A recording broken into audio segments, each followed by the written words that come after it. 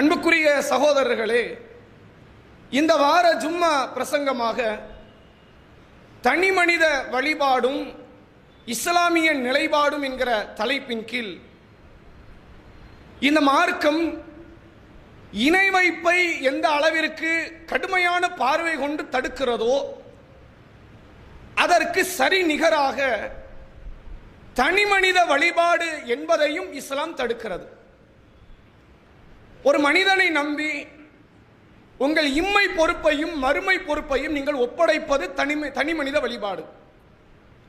இவன் தான் எனக்கு எல்லாம், இவன் பாதையைத்தான் நான் தேர்வு செய்வேன், அது எனக்கு நரகமே கிடைத்தாலும் பரவாயில்லை, என் உயிரே போனாலும் பரவாயில்லை, இவர் சொல்லுகிற வார்த்தை தான் எனக்கு வேத வாக்கு, இவர் காட்டுகிற வழிதான் எனக்கான வழித்திட்டம் என்று ஒரு மனிதனை கண்மூடித்தனமாக கடைபிடிக்கிற இந்த சிந்தனை இருக்கிறதே, இது தனி மனித வழிபாடு.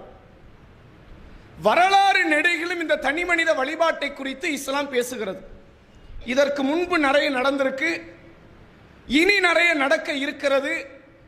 இவர்கள் மறுமையில் அடையக்கூடிய இன்னல்கள் என்ன என்பதை நாம் ஒவ்வொருவரும் கவனிக்க கடமைப்பட்டு இருக்கிறோம். ஆரம்பமாகவே அல்லாஹ் சொல்லுகிற ஒரு வார்த்தை, ஒரு வரலாற்று சம்பவம் என்றால், ஆதம் அலைஹிஸ்ஸலாம் அவர்கள் படைக்கப்படுகிறார்கள். ஆதம் நபிக்கும் வானவர்களுக்கு மத்தியில் ஒரு தேர்வு ஒன்று நடைபெறுகிறது.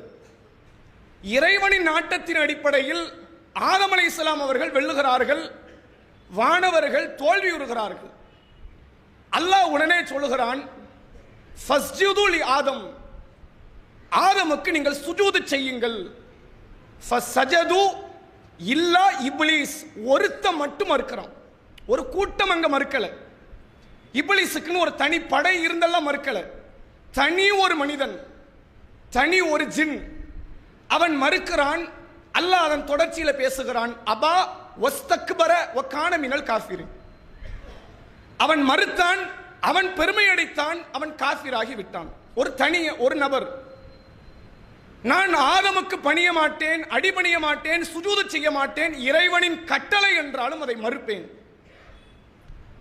அல்லாஹ் உடனே அடுத்து பேசுகிறான், மா மனாக்க அல்லாஹ் தஸ்ஜூத இது அமர்துக், நான் கட்டளையிட்டேன், ஏன் அந்த கட்டளைக்கு நீ கட்டுப்படவில்லை? அவன் அதுக்கு ஒரு காரணம், லாஜிக்கா ஒரு வார்த்தையை பேசுறான். அன கைரும் மின்ஹு ஹலக்தனி மின்னார் வ ஹலக்தஹு மின் தீன், நான் சிறந்தவன், இவர் களிமண்ணு, நான் நெருப்பு, யார் பெருசு? நான் வழிபட முடியாது. அல்லாஹ் சொல்கிறான், கால ஹுருஜ் மின்ஹா மதுவூமம் மதுஹூரா லமன் தபியாக்க மின்கும் லஅம்ல அன்ன ஜஹன்னம அஜ்மாயின், இங்கிருந்து இப்லீஸை நீ வெளியேறி விடு, உன்னை எவனெல்லாம் பின்பற்றுகிறானோ அவனை வைத்து நரகத்தை நான் நிரப்புவேன் என்று சொல்லி இப்லீஸ் விரட்டப்படுகிறான். அன்றிலிருந்து கங்கணம் கட்டிக்கொண்டு ஜின் இனத்தையும் மனித இனத்தையும் வழிகெடுக்க ஆரம்பிக்கிறான் இந்த இப்லீஸ். அவன்கிட்ட எந்த ஆதாரமும் கிடையாது. நான் சொர்க்கத்தை தருவேன், நரகத்தை தரமாட்டேன் என்றெல்லாம் வாக்குறுதிகளை தருவான், பல வர்ணனை மிக்க வார்த்தைகளை பேசுவான். ஆனா அவன்கிட்ட தலீல் கிடையாது, ஆதாரம் இருக்காது. அந்த மக்களை எல்லாம் வழிகெடுத்து நரகத்தின் பால் கொண்டு வந்து அவன் சேர்ப்பான். முதல்ல அவன் கை வைத்தது நம்முடைய தந்தை ஆதம் நபியின் மீது. அல்லாஹ் சொல்கிறான், ஃபதல்லா பிகுரூர், ஆதமை ஹவ்வாவை அவர்கள் இருவரையும் ஏமாற்றினான். எப்படி ஏமாற்றினான்? வகாசமஹுமா இன்னிலக்குமா லமின நாசிஹீன், அல்லாஹ் மீது ஆணையிட்டு சொல்கிறேன், நான் உங்களுக்கு நலம் நாடக்கூடியவன் என்றான் அவன். ஒரு தனி மனித வழிபாட்டுக்கான முதல் அடிப்படை அங்கிருந்து ஆரம்பிக்கிறது. இப்படியே இந்த சித்தாந்தம் வளருகிறது. இதே மாதிரி ஒரு சூழ்நிலை மூசா நபியின் சமுதாயத்தில் ஏற்படுகிறது. வரலாற்றில் மூசா நபியை பற்றி பலமுறை நாம் கேள்விப்பட்டிருப்போம்.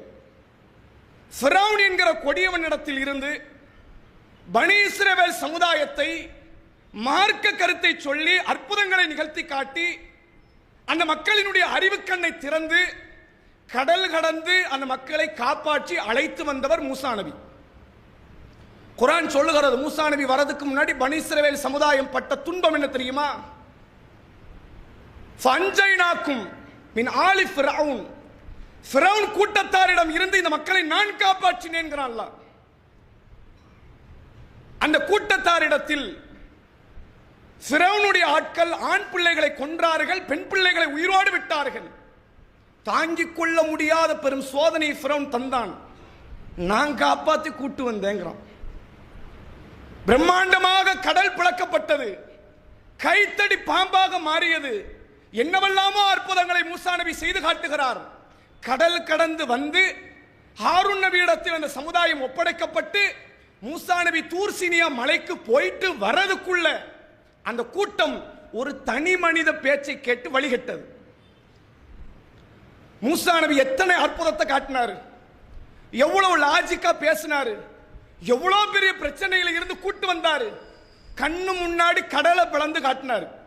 இவ்வளவு பெரிய காரியத்தை ஒரு தனி மனிதன் உடைக்கிறான், சிலைகளை செய்கிறான், காளைக்கன்றை உருவாக்குகிறான், அதில் மண்ணை ஒரு பிடி அள்ளி போடுகிறான், அது கத்துகிறது. இதுதான் கடவுள் நம்ம கூட்டத்தை வழிகெடுக்கிறான். அவன் பேர் சாமீரின்னு அல்லாஹ் குர்ஆன்ல பேசணும். பிரம்மாண்ட கொள்கை மூசா நபி கட்டமைத்து வைத்தார். ஒருத்த வந்தான், அந்த கொள்கையை அடிச்சு தள்ளிட்டு போயிட்டான். மொத்த பேரையுமே ஷிர்க்குதாரிகளாக மாற்றி விட்டான். மனிதனை கடவுளாக நினைக்காதே, கடவுள் வேறன்னு சொல்லி கூட்டு வந்த மூசா நபியின் கூட்டத்தை கடவுள் வேற எங்கேயோ இல்ல, இந்த சிலைதான் கடவுள் என்று இன்னொரு வழிகாட்டுக்கு பாதை அமைத்து தந்தவன் ஒரு தனி மனிதன். வரலாற்றில் அப்படியே வாங்க, நபிகள் பெருமகனார் ஸல்லல்லாஹு அலைஹி வஸல்லம் அவர்கள் 40 ஆண்டு கால சமூக பணி, 23 ஆண்டு கால மார்க்கம் மற்றும் சமுதாய பணிகளை செய்து மக்கள் மத்தியில் என்றைக்கும் நீங்காத இடத்தை பிடித்த ஒரு மாமனிதர் அல்லாஹ்வுடைய ரசூல். நாம எதற்காக இஸ்லாத்தில் இருக்கிறோம்? நபிகள் பெருமகனாருக்காகவா அல்லது அல்லாஹ்வுக்காகவா? இந்த கேள்வி அல்லாஹ் ஒரு இடத்துல கேட்கிறோம். உஹது யுத்தம் நடைபெறுகிறது. முஸ்லிம்கள் 1000 பேர், எதிரிகள் 3000 பேர். ஆரம்பத்தில் வெற்றி கிடைப்பதை போன்ற ஒரு சூழல். திடீரென்று முஸ்லிம் அணி கடுமையான பாதிப்புக்கு உள்ளாக்கப்படுகிறது. இந்த நேரத்தில் ஒரு வதந்தி பரவுகிறது, பெருமானார் மௌத்தாகிவிட்டார். பெருமானார் மௌத்தான என்ன? நமக்கான கொள்கை என்னது? நாம எதுக்கு யுத்தக்களம் வந்தோம்? சாகும் வரை யுத்தம் செய்வோம் அப்படின்ற அந்த கொள்கையில் நிற்க வேண்டிய அவர்கள் ஓட்டம் எடுக்க ஆரம்பிக்கிறார்கள். சூரா ஆல் இம்ரானினுடைய அல்லாஹ் ஒரு வசனத்தை அருளி அந்த மக்களுக்கு பாடம் புகட்டுகிறான். வமா முஹம்மதுன் இல்லா ரசூல். இந்த முஹம்மது இருக்கிறாரே, இவர் வெறும் அல்லாஹ்வின் தூதர், அவ்வளவுதான். கது ஹலத்து மின் கபலிகி ரசூல். இவருக்கு முன்னால் பல தூதர்மார்கள் வந்தார்கள், போய்விட்டார்கள். தூதர் போயிட்டா கொள்கை போகாது. நீ தூதருக்காக மார்க்கத்துக்கு வரல, கொள்கைக்காக வந்திருக்கிற. அல்லாஹ் நம்மை காப்பாற்றுவான், இம்மையிலும் சரி மறுமையிலும் சரி. மறுமையில் நரகத்தை விட்டு தப்பிக்க வேண்டும், சொர்க்கத்தை அடைய வேண்டும் என்றுதான் வந்தாய். முஹம்மது என்ற ஒரு நபருக்காக நீ வரல. அஃபையும் மாத்த அவ் குத்தில இன்கலபத்தும் அல ஆகாபிக்கும். அவர் கொல்லப்படலாம், ஏன் மற்ற நபிலாம் கொல்லப்படலையா? அவர் மௌத்தாகலாம், மற்றவங்க யார் சாகலையா? அவர் கொல்லப்படலாம், மௌத்தாகலாம், நீங்கள் வந்த வழியாக திரும்பி விடுவீர்களா? அப்படி எவன் போகணுமோ போய்கிட்டே இரு. அல்லாஹ்வுக்கு இதை கொண்டு எந்த நஷ்டமும் கிடையாது. தனி மனுஷனை எதிர்பார்த்து உள்ள வரதா இருந்தா வராத. நீ என்ன எதிர்பார்த்து வரணும்? என் மார்க்கத்தை எதிர்பார்த்து வரணும், மறுமை வெற்றி எதிர்பார்த்து வரணும். முஹம்மதுங்கிற ஒரு நபருக்கு வந்த நாளைக்கு அவர் போறாரு. அவர் மௌத் ஆகாதவர் எல்லாம் இல்லை, கண்டிப்பாக ஒரு நாள் மரணித்து மண்ணுக்கு போகத்தான் இருக்கிறார். இதை அல்லாஹ் பெருமானார் வாழும் போதே வசனமாக அருளி, பெருமானார் பின்னாடி கூட கொடைபிடிக்க கூடாதுன்னு அல்லாஹ் காட்டிட்டான். இந்த உலகத்திலேயே மிக மேன்மை பொருந்திய ஒரு நபர், இவரை விட நற்குணம் படைத்தவரை உலகத்தில் பார்க்க முடியாது. இவரை விட நன்னடத்தை மிக்க இறையச்சவாதி உலகத்தில் பார்க்க முடியாது. எந்த துறை எடுத்தாலும் ரசூலுல்லாஹ் அதுல முதல் இடத்தில் தான் நிற்பார். அப்படிப்பட்ட தூதர் பின்னாடி போக கூடாதுங்கிறான்ல, கொள்கை பின்னாடி வரணும்.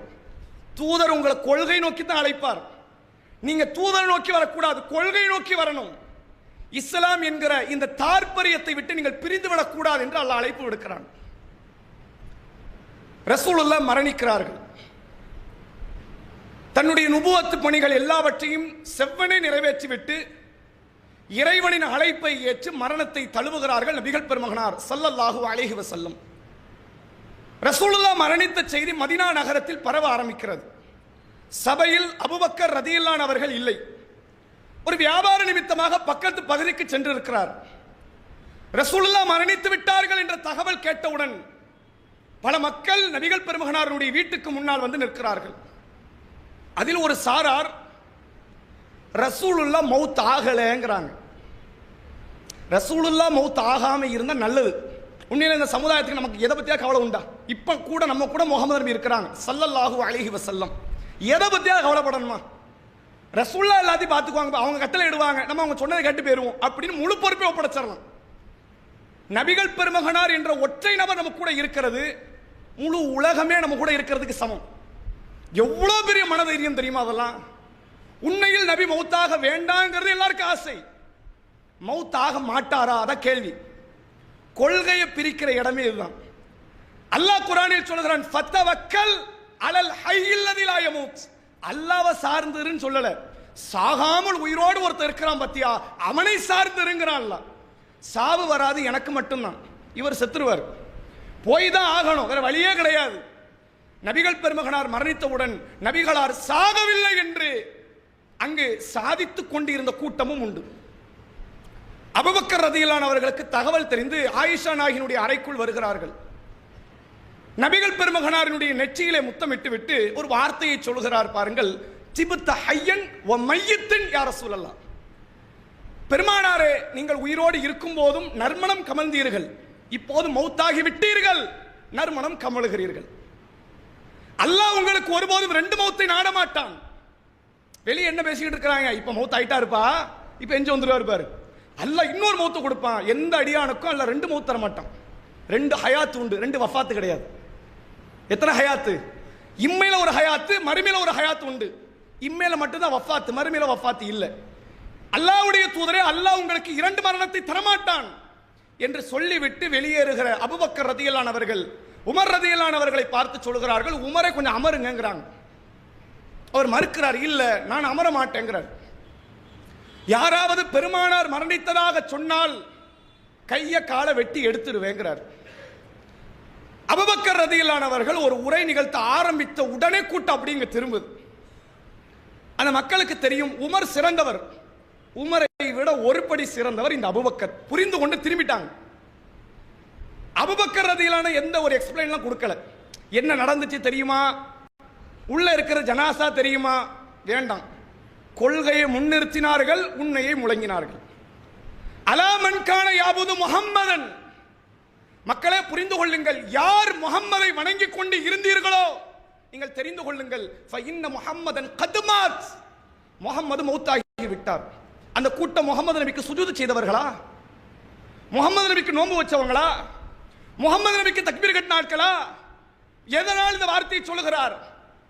நடக்காத ஒரு காரியம் இவருக்கு நடக்கும்னு நினைக்கிறது இருக்குல்ல, இது தனி மனித வழிபாடு. எல்லாரும் சாகணும், இவர் சாக மாட்டாருன்னா நீ இவர் என்னன்னு கொண்டு வந்து வச்சுட்டு தெரியுமா, அல்லாஹ் மாறின்னு சொல்லிட்ட. வார்த்தையில வரல, உன்னுடைய விளக்கம் அதைத்தான் சொல்லுது. மன்கான யாபுது முஹம்மதன். முஹம்மதை வணங்கியவர்கள் தெரிந்து கொள்ளுங்கள், ஃபஇன்ன முஹம்மது மாத். முஹம்மது மௌத்தாகி விட்டார். மன்கான யாபுதுல்லாஹ். அல்லாஹ்வை வணங்கியவர்கள் தெரிந்து கொள்ளுங்கள், ஃபஇன்னல்லாஹ ஹய்யுன் லா யமூத். அல்லாஹ் என்றென்றும் உயிரோடு இருப்பான், அவன் சாகவே மாட்டான். நீ யாரை வணங்குறன்னு தெரியுதா? யாரை வணங்கணும்னு தெரியுதா? ரெண்டு திருக்குர்ஆன் ஆயத்தை ஓதுகிறார். சூரா ஜுமரில வருகிறது, இன்னக்க மையத்துன் வ இன்னஹும் மையத்துன். நபியே, நீங்களும் ஒரு நாள் மௌத்தாகி மையத்தாகத்தான் போகிறீர், இந்த மக்களும் ஒரு நாள் மையத்தாகத்தான் போகிறார்கள். உஹது யுத்தத்திலே வந்த அதே வசனத்தை மீண்டும் ஓதி காட்டுகிறார்.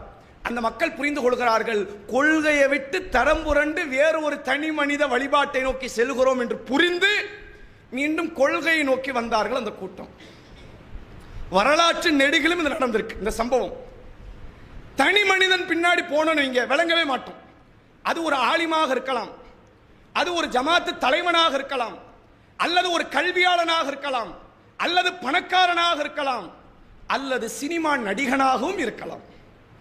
நீ யாரு பின்னாடி போனாலும் சரி, பெருமானார் பின்னாடி போனாலே விளங்காதுன்ட்டான்ல. நீ கொள்கை பின்னாடி வரணும். பெருமானார் சரியான சத்தியவான், அது மாற்றம் இல்லை. பெருமானார் உனக்கு ஒரு நாளும் தவறான வழிகாட்டை காட்ட மாட்டார், அதில் மாற்று கருத்து இல்லை. நீ யாருக்காக இருக்கிறேங்கிறத தெளிவுபடுத்துங்கிறான். பெருமானாருக்காக இருக்கிறியா, நீ உருப்படவே மாட்ட, நீ மறுமையினால வெற்றி அடைய மாட்ட.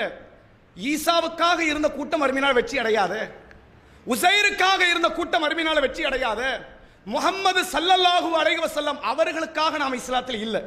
அவர் எங்களின் குரு, எங்களின் தலைவர், எங்களின் வழிகாட்டி, எங்களின் தூதுவர். ஆனால் அவர் சொன்ன கொள்கைக்காகத்தான் இங்க இருக்கிறோம். அவர் காட்டிய இறைவனுக்காக இருக்கிறோம். அவர் சொன்ன சொர்க்க வாழ்க்கைக்காக இருக்கிறோம். நரகத்திலிருந்து தப்பிப்பதற்காக இருக்கிறோம். ஆனால் அவருக்காக நாங்கள் இஸ்லாத்தில் இல்லை. அவருக்காக இருந்தா அவர் மறைந்ததோடு இந்த கொள்கை மறைந்திருக்கும். அவர் மண்ணுக்கு போனதுடன் இந்த கொள்கை மண்ணுக்கு போயிருக்கும்.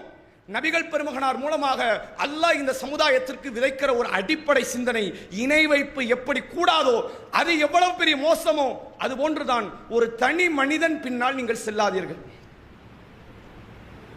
இன்றைக்கு இந்த முஸ்லிம் சமுதாயம் அடைந்திருக்கிற பெரிய சீரழிவுகள்ல ஒன்று என்ன தெரியுமா? சினிமா நடிகர்களுக்கு பின்னால் இந்த சமுதாயம் அணி திரண்டு கொண்டிருக்கு. நாம சினிமாவை எப்படி பார்க்கிற நபர்கள் தெரியுமா? ஒரு 40 வருஷத்துக்கு முன்னாடி அப்பதான் ஒவ்வொரு வீட்டுக்குள்ள டிவி வர ஆரம்பிக்குது. இந்த மெட்டீரியல் வந்து வீட்டுக்குள்ள இசை ஆபாசம்னு கொஞ்சம் கொஞ்சமா துளிர் விடுகிற ஆரம்பத்திலேயே பாங்கு சத்தம் கேட்டவுடன் டிவியை அணைத்த கூட்டம் நாம. 10th படிக்கிற பிள்ளை இருக்குன்னு டிவி கனெக்ஷன் கட் பண்ற மாதிரி, 12th படிக்கிற பிள்ளை இருக்குன்னு டிவி கனெக்ஷனை கட் பண்ண மாதிரி, ரமலான் வருதுன்னு டிவி கனெக்ஷனை கட் பண்ண கூட்டம் நாம. இது சும்மா நாலு டிவி பார்க்கலாமா என்று தடுத்தவர்கள் நாம். இந்த சமுதாயம் எப்படி இருந்துச்சுன்னு பாருங்க. டிவி பார்க்காத, சினிமா பார்க்காத, சீரியல் பார்க்காத. இது வந்த காலத்தில் இருந்தே இந்த சமுதாயத்தின் ஆலிம்கள் பேச ஆரம்பித்தார்கள். அது எந்த ஜமாத்தா இருக்கலாம். டிவி ஷைத்தான், சீரியல் ஷைத்தான், நடிகன் பின்னாடி போகாத என்று 40 ஆண்டுகளுக்கு முன்பு எப்போது நடிகனுக்கு கொடி தூக்க இந்த சமுதாயம் ஆரம்பித்ததோ, இந்த தமிழ் பேசுகிற மக்கள் ஆரம்பித்தார்களோ, அன்றில் இருந்த இது ஹராமியத்தான காரியம் என்று பேசியது இந்த முஸ்லிம் சமுதாயம் மட்டும்தான். அன்னைக்கெல்லாம் நம்மளை பார்த்து கேட்டாங்க, டிவி கூட பார்க்க கூடாதா, சினிமா பார்க்க கூடாதா, என்டர்டைன்மெண்ட் தானே. அந்த என்டர்டைன்மெண்ட் உருவாக்கின தற்குறி கூட்டத்தை சமுதாயத்தில் பார்க்க முடியும். சாக்கடையில் இறங்கி ஒரு பொருள் எடுப்போமா, 3 கிலோமீட்டர் சாக்கடையில் நீந்திக்கிட்டே வரோம் நடிகனை பார்க்க. உன் உம்மா பார்க்க அப்படி போவியாடா நீ? உன் தகப்பனை பார்க்க அப்படி போவியா? ரொம்ப கேவலமான வார்த்தைகளை சகஜமாக ஒரு நடிகனை பார்த்து பேசுகிற நிலை. ஒரு கணவன் தன் மனைவி இல்லாத இன்னொரு பெண்ணை தூக்கி பைக்ல உட்கார வச்சா மனைவி ஒத்துக்குவாளா? அவன் தங்கச்சி கூட்டு வச்சா கூட ஏத்துக்க மாட்டான். இவனுக்கு மச்சி, அவனுக்கு கூட பிறந்தவ, எப்படி என்ன விட்டுட்டு உன் தங்கச்சி நீ கூட்டு போவ அப்படின்னு கேட்பா. அவ்வளவு பெரிய ரோஷம் உள்ளவர்களாக இருந்த இந்த மனித சமுதாயம், இந்த மக்கள், இந்த தமிழ் பேசுபவர்கள், இந்த முஸ்லிம் சமுதாயம், நாங்கள் இந்த நடிகருக்கு தங்கச்சியாகவும் இருப்போம், அக்காவாகவும் இருப்போம், விருப்பப்பட்ட பொண்டாட்டியாகவும் இருப்போம்னு பேசுறாங்க. 40 வருஷத்துக்கு முன்னாடி நாம சினிமா எவ்வளவு விபரீதம் என்று பேசும்போது, இந்த சமுதாய ஆலிம்கள் சொல்லும் போது அதை வேடிக்கையாக, கேலிக்கிண்டலாக, அடிப்படைவாத தன்மையாக பார்த்தவர்கள் சினிமா எவ்வளவு கிறுக்கன உருவாக்கி இருக்குன்னு இன்னைக்கு இந்த சமுதாயம் விளங்கி கொண்டிருக்கு. சரி, ஒளிஞ்சு போகுது. இங்க உண்மையில் நாம் கவனிக்க வேண்டியது என்ன தெரியுமா? முஸ்லிம் சமுதாயம் எப்படிப்பட்ட சீரழிவை நோக்கி போகுது தெரியுமா? இந்த பெண் இப்படி பேசினால நான் பொண்டாட்டியே இருப்பேன்ற வார்த்தை இப்படி ஒரு பொம்பளை பேசியிருக்கிறான். பெருமானாரை பார்த்து இப்படி ஒரு சஹாபி பெண் பேச முடியுமா? பேசினா பெருமானார் சும்மா விட்டுருவாங்க நினைக்கிறீங்களா? இங்கீதமற்ற வார்த்தை இது. உலகத்திலேயே அதிக கண்ணியம் கொடுக்கப்பட வேண்டியவர் பெருமானார். அந்நபியு அவுலா பில் முஃமினீன மின் அன்ஃபுஸிஹிம், தங்கள் உயிரை விட மதிக்கப்பட வேண்டியவர் இந்த நபின்னு அல்லாஹ் குர்ஆனில் அடையாளப்படுத்துகிறான். லா தர்ஃபவு அஸ்வாத்தக்கும் ஃபௌக சௌத்தின் நபி, இந்த நபியின் குரலுக்கு மேல உன் தொண்டை ஏறக்கூடாது, உன் அமலை அழிச்சிருவேங்கிறான் அல்லாஹ். அந்த பெருமானார்கிட்ட இந்த வார்த்தை யாரும் பேச முடியாது. அவ்வளவு கண்ணியம் பெற்ற தோழியர்கள், அதைவிட கண்ணியம் பெற்றவர் அந்த தலைவர். ஆனால் தன் மனைவியை கூட ஒழுங்கா பார்க்காதவர்கள், தங்கள் பிள்ளையை கூட ஒழுங்காக பராமரிக்காதவர்கள் இந்த நாட்டை, இந்த தேசத்தை, இந்த மாநிலத்தை ஆள ஆசைப்படுவது என்னன்னு தெரியல. பொண்டாட்டியோட வாழாதவன் தான் ஆள வரான். இது நடந்துகிட்டே தான் இருக்குது. இது மாதிரி இல்லை, கட்டியவளோடு வாழ்வதற்கு துப்பு கிடையாது. ஆனால் இந்த சமுதாயம், இந்த மக்களுக்கான தலைவனாக நான் வருகிறேன் ஒருத்தன் வந்த உடனே அவனை தலைவனாக தூக்கி வைக்கிற நிலை இந்த சமுதாயத்துக்கு வந்தது எவ்வளவு பெரிய சாபக்கேடு தெரியுமா? இவன் எங்களை, இந்த மார்க்கத்தை பின்பற்றுபவர்களை எல்லாம் தீவிரவாதி என்று காட்டியவனாக இருந்தாலும் சரி, இவனை தலைவன் என்று சொல்லுவது எப்படி நாகரிகம் மிக்க சமுதாயத்திற்கு ஒரு ஒத்து வருகிற வார்த்தையாக இருக்கும்? ரசூலுல்லாஹ் எப்படிப்பட்ட நபர் தெரியுமா? யூதனின் ஜனாசா கொண்டு செல்லப்படும், ரசூலுல்லாஹ் எந்திரிச்சு நிற்பாங்க. சஹாபாக்கள் கேட்பாங்க, அல்லாஹ்வுடைய தூதரே, மௌத்தா போனது ஒரு யூதன். ரசூலுல்லாஹ் திருப்பி சொல்லுவாங்க, அதுவும் ஒரு உயிரும்பாங்க. வேறு ஒரு கொள்கையை சார்ந்தவன், நபிகள் பெருமகனாரை அறவே தெரியாத ஒருவன் மரணித்தால் கூட அந்த ஜனாசாவுக்கு எழுந்து நின்ற அல்லாஹ்வுடைய ரசூல் எங்கே? தன்னை பார்க்க வந்து 42 உயிர்கள் மரணித்த பிறகு அந்த தகவல் தெரிந்து ஓட்டம் பிடித்த சினிமா நடிகர்கள் எங்கே? சமம் ஆகுமா? ஒழுக்கத்தினுடைய ஒரு பிரம்மாண்ட தோற்றமாக வாழ்ந்தவர் அல்லாஹ்வுடைய ரசூல். தன் மனைவியை கண்ணீர் வடிக்க விடாதவர் அல்லாஹ்வுடைய ரசூல். தன் மனைவியை தன் உள்ளங்கையில் வைத்து தாங்கியவர் அல்லாஹ்வுடைய ரசூல். ஆனால் சினிமாவில் காட்டுகிற வசனங்கள் வேறு, இவர்களுடைய உண்மையான சுயரூபம் என்பது வேறு என்று தெரிந்த பிறகும் அவர்கள் பின்னால் கொடி தூக்குவது எப்படி இந்த சமுதாயத்தை கடைபிடிப்பவர்களின் மனநிலையாக மாறியது என்பது இதுதான் தனி மனித வழிபாடு.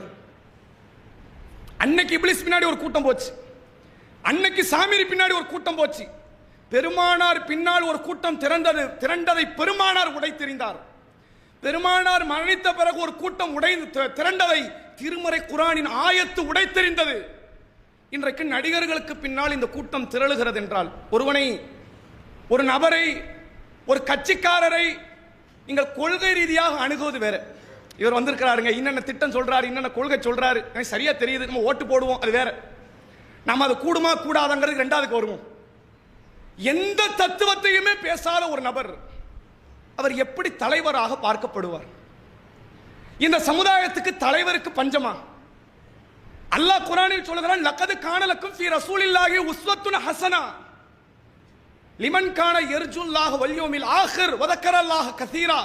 அல்லாஹ்வை மறுமையை நம்பக்கூடியவர்கள், அல்லாஹ்வை அதிகமாக நினைத்து பார்ப்பவர்களுக்கு இந்த பெருமானார் இடத்தில் அழகிய முன் உதாரணம் இருக்கிறது. எதில் வாழல ரசூலுல்லாஹ்? யுத்த களத்தில் முன் உதாரணம் இல்லையா? ஆட்சியில் முன் உதாரணம் இல்லையா? குடும்ப வாழ்க்கையில் முன் உதாரணம் இல்லையா? நீதிபதியாக முன் உதாரணம் இல்லையா? சக தோழனாக முன் உதாரணம் இல்லையா? ரசூல் ஸல்லல்லாஹு அலைஹி வஸல்லம் தன்னுடைய வாழ்ந்த அந்த சீடர்களை, தனக்கான தொண்டர்களை, தனக்கான ரசிகர்களை ஒரு நாளும் ரசிகர்கள் என்றெல்லாம் சொல்லல, எனது தோழர்கள் தோழியர்கள் என்று சொன்னார்கள். சொன்ன அடிப்படையில் வாழ்ந்தார்கள். நண்பான்னு சொல்லிட்டு போல, என் நண்பிகள்னு சொல்லிட்டு போல, இவங்க தான் எனக்கு எல்லாம்னு சொல்லிட்டு மட்டும் போகல, அதை உண்மையாகவே வாழ்ந்து காட்டியவர் அல்லாஹ்வுடைய ரசூல். நபிகள் பெருமகனாருக்கு பிறகு அவர்கள் வாழும் தருணத்திலும் சரி, அவர்கள் மரணித்த தருணத்தில் இருந்தும் சரி, இனி கியாமத் நாள் வரை இவருக்கு நிகராக இனி ஒரு தலைவன் உருவாக போவது இல்லை. அப்படி ஒரு பிரம்மாண்டத்தை ஒருத்தர் உருவாக்கி நானும் அந்த தலைவனை போன்று என்று காட்டினாலும் மறுமைக்கும் இம்மைக்குமான எந்த வழிகாட்டுதலும் அவர்கள்ட்ட ஒருபோதும் இருக்காது. இஸ்லாமிய மார்க்கம் இந்த தனி மனித வழிபாடு, நம்ம இந்த சினிமா நடிகை பார்க்கிறோம்ல, இதை விடலாம் பெருசா நடக்கும் இதுக்கு அடுத்த காலத்தில். அதையும் குர்ஆன் ஹதீஸ் பேசுகிறது. நமக்கு அதெல்லாம் படிக்கும்போது ஆரம்பத்தில் ஆச்சரியமா இருந்துச்சு, அது எப்படிங்க நடக்கும்? நம்ம ஹக்கில் இருக்கிறோம். முஸ்லீம் சமுதாயத்தில் ஒரு நபர்கிட்ட கொண்டு போய் சிலையை கொடுத்து வணங்குவாங்களா? மாட்டாங்க. தெளிவா இருப்பாங்க, வேற எதுலாம் தப்பு பண்ணாலும் இதுல பண்ணவே மாட்டோம்னு இருப்பாங்க. ஒரு ஹதீஸ் வருது, ஆச்சரியமா இருக்கு. ஒரு காலம் வரும், தஜ்ஜால்னு ஒருத்தன் வருவான், அவன்கிட்ட வேதம் இருக்காது, அவன்கிட்ட நல்ல பண்பு இருக்காது, அவன்கிட்ட ஆட்சி இருக்காது, அவன்கிட்ட ஒரு இளவு இருக்காது. ஆனால் அவனை இந்த முழு உலகம் கடைபிடிக்கும். ஈமான் கொண்டவருடைய ஈமான பரிச்சு எடுத்துட்டு போயிருவான். அவனை வாழ்ந்து அவனை பார்த்து அந்த சோதனை தாண்டதற்கு பிரம்மாண்ட விஷயம். ரசூலுல்லாஹ் சொன்னார்கள், ஆதம் நபி படைக்கப்பட்டதிலிருந்து கியாமத் நாள் வரை அல்லாஹ் படைத்த பெரிய சோதனை இவன் தான். நாங்க இந்த தஜ்ஜால் எல்லா தொழுகையிலும் அத்தஹியாத்தில் கேட்டார்கள், அல்லாஹும்ம இன்னி அஊது பிக்க மின் ஃபித்னத்தில் மஸீஹி தஜ்ஜால், தஜ்ஜாலின் குழப்பத்திலிருந்து இறைவா காப்பாற்றி விடு நபி கேட்டாங்க. நம்மளை கேட்க சொன்னாங்க. அவன் எவ்வளவு டேஞ்சர்னு பாருங்க. நம்ம யோசிச்சு பார்க்கறோம், ஒரு கிறுக்கன் வந்துட்டானா நம்ம நம்புவோமா அப்படின்னு. இந்த கிறுக்கனே நம்புறாங்க, அந்த கிறுக்கன் நம்ப மாட்டாங்களா?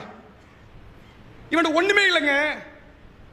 நம்மை கேவலப்படுத்தி, இந்த சமுதாயத்தை கேவலப்படுத்தி திரைப்படம் காட்டியவர்கள். நீங்க இதை அசால்ட்டா கடந்து போறீங்க. ஒவ்வொரு இடத்துல பிள்ளைகளை ஸ்கூலுக்கு சேர்க்க முடியாம எவ்வளவு பெரிய வருத்தம் தெரியுமா? வீட்டு வாடகை கிடைக்காம எவ்வளவு வருத்தம் தெரியுமா? வேலை கிடைக்காம எவ்வளவு வருத்தம் தெரியுமா? முஸ்லிம் என்று பெயர் தெரிந்தாலே உடனே ஒதுங்கி செல்லுகிற ஒரு கூட்டத்தை உருவாக்கியது இந்த சினிமாவின் மூலம்.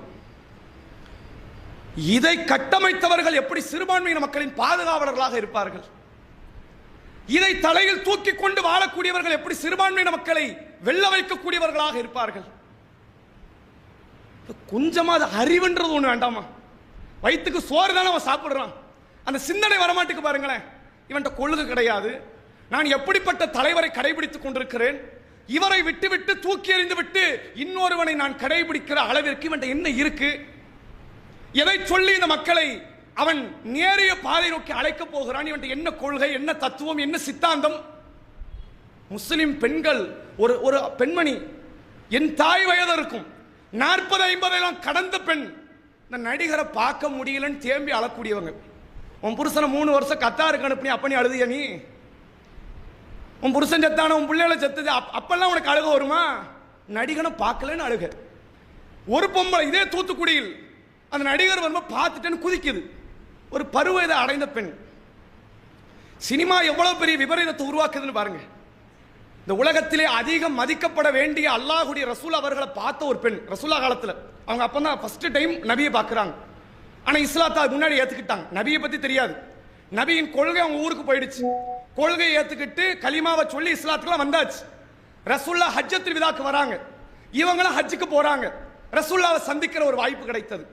நபிகள் பெருமகனார் அந்த மக்களை பார்த்து கேட்கிறாங்க. அந்த கூட்டத்தில் தான் பெண் இருக்கிறாங்க. அந்த கூட்டத்தை பார்த்து நபிகளார் கேட்கிறார்கள், நீங்கள்லாம் யாருன்னு கேட்கிறாங்க. அவங்க சொல்றாங்க, நஹ்னு முஸ்லிமுன், நாங்களாம் முஸ்லிம்கள்ங்கிறாங்க. ரசூலுல்லாஹ்க்கே தெரியாம முஸ்லிம் கூட்டம். அந்த கூட்டம் திருப்பி கேட்குது, மன் அன்த, எங்களை கேட்கிறீங்களா, நீங்க யாரு? ஆனா ரசூலுல்லாஹ்னா அல்லாஹ்வின் தூதர்ங்கிறாங்க. இப்பதான் நபியை முதல்ல பார்க்கறாங்க. பார்த்த உடனே அங்க இருந்த பெண் என்னதுமா பண்ணாங்க? குதிக்கல. பார்த்துட்டோம், பெருமானாரை பார்த்தது சொர்க்கத்தை பார்த்த மாதிரில அப்படிலாம் பேசல. கையில் இருக்கிற குழந்தையை தூக்கி காட்டி கேட்டாங்க, அல்லாஹ்வுடைய தூதரை, நான் ஹஜ் செல்ல இருக்கிறேன், என் பிள்ளையை கொண்டு போறேன், என் பிள்ளைக்கு ஹஜ் உண்டா? நாம் வழக்கி அஜிர், பிள்ளைக்கு ஹஜ் உண்டு, கூலி உனக்கு தான் உண்டு, பிள்ளை கிடைக்காதுன்னாங்க. பெருமானாரை பார்த்தால் மார்க்கம் கற்றுக்கொள்ள வேண்டும் என்ற நிலையில் உள்ளவர்கள் தான் அந்த பெண்கள். பெருமானாருக்கே இந்த கண்ணியம்லாம் கிடையாது. எது? குதிக்கிறதும் ஓடுறதும் காலில் விடுறதும் நடக்கிறதும் அப்படியே கொண்டாட்டத்தில் ஆடுறதும் பெருமானாருக்கே கிடையாதுங்கிறான்ல. அந்த பெருமானாருக்கு ஒரு புகைப்படம் கிடையாது, அந்த பெருமானாருக்கு ஒரு பூமாலை கிடையாது, அந்த பெருமானாருக்கு ஒரு பொன்னாடை கிடையாது, அந்த பெருமானார் காலில் விளறது கிடையாது. உலகத்தில் அதிகம் மதிக்கப்பட வேண்டிய தூதருக்கே அந்த தூதரை பார்த்தோம், அந்த தூதரை நேசித்தோம், அந்த தூதருக்கு கண்ணியம் செய்தோம், அந்த தூதர்கிட்ட மார்க்கத்தை கற்றோம், அந்த தூதர் வழியில் சென்றோம். அது போது இந்த தலைவருக்கு என்ற அளவுல மார்க்கத்தை கடைபிடித்துக் கொண்டிருக்கிற இந்த சமுதாயம் ஒரு நடிகன் பின்னால் செல்வது எவ்வளவு பெரிய கேவலமான காரியம் தெரியுமா? இவன் மார்க்கத்தில் இருக்கிறானா? நீங்க யோசிச்சு பாருங்க. மறுமையில் என்ன நடக்கும்னா, எல்லா மக்களையும் ஒன்று தட்டி வச்சுட்டான்ல. இப்ப விசாரணை ஆரம்பிக்கணும்ல, தொழுதியா, நோம்பு வச்சியா, ஈமான் கொண்டியா, தாய் தந்தை கவனிச்சியா, அதெல்லாம் அப்புறம் இருக்கட்டும். நீ எதை வழிபட்டியோ அதை நோக்கி போன்ட்டான்.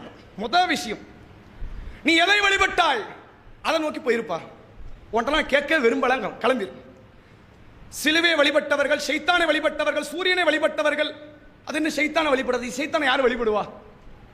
ஷைத்தான் நீதான் கடவுள் அப்படின்னு யார் கையெடுத்து கும்பிட்டாங்களா? அப்படி யாரும் பண்ணலையே. ஷைத்தானுக்கு யாரும் சுஜூது பண்ணாங்க? அப்படி யாரும் பண்ணலையே. ஷைத்தானை வழிபட்டவர்கள் என்ன? ஒருத்தன் கண்மூடித்தனமான பின்பற்றுனா அது ஒரு வழிபாடு. இப்ராஹிம் அலைஹிஸ்ஸலாம் தன் தந்தையை பார்த்து சொன்னார், யா அபத்தி லா தஅபுது ஷைத்தான். அவர் சிலையை தான் வணங்கினார். இப்ராஹிம் நபி சொல்லுகிறார், என் தந்தையே ஷைத்தானை வழிபடாதீர். கண்மூடித்தனமா உன்னை பின்பற்றினால் அது ஷைத்தானை வழிபட்டதற்கு சமம். அந்த கூட்டமெல்லாம் முதல்ல அல்லாஹ் விசாரிக்க விரும்பல. நீ கிளம்பி இருக்கணும். நீ எல்லாம் என் கண்ணு முன்னாடி நிக்காத, முதல் நரகம் போய் உளுந்துரு, செத்துரு, நான் இருக்கிறவனை வச்சு விசாரணை முடிச்சுக்கிறேன்ட்டான். நபிகள் பெருமகனார் அவங்கள்ட்ட ஒரு நபித்தோழர் வந்து கேள்வி கேட்கிறார். என்ன கேட்கிறார் தெரியுமா? மா அழ்தத்தலா, அதாவது அல்லாஹ்வுடைய ரசூலை பார்த்து கேட்கிறாங்க, மத்தசா, அல்லாஹ்வுடைய தூதரே மறுமை எப்போ வரும்? ரசூல்லா கேட்கிறாங்க, மா அழ்தத்தலஹா, நீ அதுக்காக என்னப்பா தயாரித்து வைத்திருக்கிறாய்? அப்ப அவர் சொல்றார், அல்லாஹ்வுடைய தூதர் பெருசான தொழுகை இல்லை, அவர் கரெக்டாக தொழுகிறார், இந்த ஃபர்லெல்லாம் கரெக்டாக இருக்கிறார். அவர் அதை நினச்சிக்கிட்டு என்ன பண்றாரு, நம்மகிட்ட போதிய தொழுகை இல்லையே, போதிய நோன்பு இல்லையே, அல்ல பெருசா தொழுகை, அல்லாவின் தூதரை பெருசா தொழுகை இல்லை, பெருசா நோன்பு இல்லை, ஆனால் நான் அல்லாவை, அல்லாவுடைய ரசூலை நான் நேசிக்கிறேன். இதுக்கு நான் என்னைக்கு டேமேஜ் பண்ணவே மாட்டேன். வேற ஏதோ டேமேஜ் வந்தாலும் இதுல வராது. அல்லாஹ் ரசூல் தான், அதுல மாற்றமே கிடையாது. ரசூல்லா சொன்னாங்க, அல் மர்உ மஅ மன் அஹப்பஹு, நீ யாரை நேசிக்கிறாயோ அவரோடு நாளை மறுமையில் இருப்ப, நீ கவலைப்படாமல் போன்ட்டாங்க. சஹாபாக்கள் சொல்றாங்க, அன்றைய நாளை போன்ற எங்கள் வாழ்நாளில் நாங்கள் சந்தோஷமாக இருந்த நாளே கிடையாதுங்கிறாங்க. இது எல்லாருக்கும் பொருந்தும். நீங்க யாரை நேசிக்கிறீங்களோ அவங்களோட இருப்பீங்க. நபியை நேசிக்கிறீங்களா, நபிமார்களை நேசிக்கிறீங்களா, நல்லோர்களை நேசிக்கிறீங்களா, அவர்கள் எங்கே செல்வார்களோ அங்கே நீங்க போவீங்க. நடிகனை நேசிக்கிறியா, அவனை சொர்க்கம் போறானா? இப்ராஹிம் நபிக்கு வாரிசாவன். இப்ராஹிம் நபிக்கு வாரிசா இருந்தால், நூஹ் நபிக்கு வாரிசா இருந்தாலும் மார்க்கத்தை கடைபிடிக்கலன்னா சொர்க்கம் கிடையாது. அப்படித்தானே இஸ்லாமிய தத்துவம் பேசுது. நடிகனின் பாதை எதுவோ அதுதான் உங்களின் பாதை. அப்படி இருந்தால் நடிகனின் போக்கிடம் எதுவோ அதுதான் உங்களின் போக்கிடம். ரசூல்ல எவ்வளவு விலாவரியான பாடத்தை நடத்துறாங்க பாருங்க. தனி மனித வழிபாடு என்பது இன்றைக்கு தலை தூக்கி கொண்டு இருப்பது எதை கொண்டு தெரியுமா? வழிபாட்டின் மூலமாக அல்ல, சினிமா பிரபலியத்தின் மூலமாக. சில பொம்பளை பிள்ளைலாம் இருக்குது, பிடிஎஸ்ங்கிறாங்க, என்ன இளவுன்னு தெரியாது. எதையாவது ஒன்றை திரைப்படங்களில் மொபைல் போனில் பார்த்து அதன் மீது ஒரு கொள்ள பிரியம், ஆசை, கணவனை நேசிக்கிற அளவுக்கு அதையெல்லாம் தாண்டிய நேசம். எனக்கு கணவனை விட எனக்கு நடிகனை பிடிக்கும் என்று சொல்லுகிற இடத்தில் முஸ்லிம் சமுதாய பெண்களும் மாறிக்கொண்டு வருவது பெரும் கேவலம். இது எதை இழக்க வைக்க தெரியுமா? உன் மானத்தை இழக்க வைக்க நினைக்காத, உன் மார்க்கத்தையே போக வைக்குது. உன்ட தீனே இல்லைன்னு காட்டுது. நீ இஸ்லாத்தை விட்டு வெளியேறி விட்டாயோ என்று சொல்லக்கூடிய அளவிற்கு உன்னுடைய சூழ்நிலை மாற்றிக்கொண்டு செல்கிறது. அரசியலில் நான் ஒருவருக்கு ஓட்டு போடுவேன், போட மாட்டேன், அது ரெண்டாவது. அது யாருக்கு போடணும், யாருக்கு எதனால் சமுதாயத்துக்கு நல்லதுன்னு யோசித்து இவர் சொல்லுகிற கொள்கை என்னன்னு பார்த்து போடுவது. ஓட்டு போடுறோங்கிறனால அவன் தலைவன் ஆயிடுவானா? அவன் எனக்கு என்னுடைய என்றைக்குமே மதிக்கப்பட வேண்டிய ஒரு இடத்துக்கு வருவானா? இதை இந்த சமுதாயத்தில் உள்ள இளைஞர்கள், இளம் பெண்கள் நீங்கள் புரிந்து கொள்ளுங்கள். என்றைக்கும் சரி, நாம இந்த சினிமா காலம் உருவாகிய காலப்பொழுதில் இருந்த இந்த இஸ்லாமிய சமுதாயம் சொல்லிக் கொண்டிருக்கிற ஒரு வார்த்தை, இவர்கள் திரையில் இருப்பதை போன்று தரையில் இருப்பதில்லை. இவர்கள் யாரும் பெருமானாரை போன்ற அல்ல, ஒரு சாமானியனை போன்ற ஒழுக்கம் கூட கிடையாது. நீ பெருமானார் கூட ஒப்பிட வேண்டாம், நீ அவங்கள விட்டுரு. நம்ம பொண்டாட்டி விடுவோமா? இவன் அவன் பொண்டாட்டி விடுவோம். நம்ம பிள்ளைகளுக்கு கொடுத்தது கணக்கு வைப்போமா? இவன் அவன் பிள்ளைகளுக்கு கொடுத்தது கணக்கு வைப்பான். நம்ம வீட்டுக்கு வந்து ஒரு ஆள் செத்து போயிட்டார், ஜனாசா போய் பார்க்கறது நம்ம தானே போடும். ஜனாசா வருமா? இல்லை எந்த வீட்டில் இருந்து எங்கள் வீட்டில் எங்கள் வாப்பா மௌத்தாயிட்டார், உங்கள்கிட்ட வந்து நலம் விசாரிக்க வரேன் அப்படின்னு வருவாங்களா?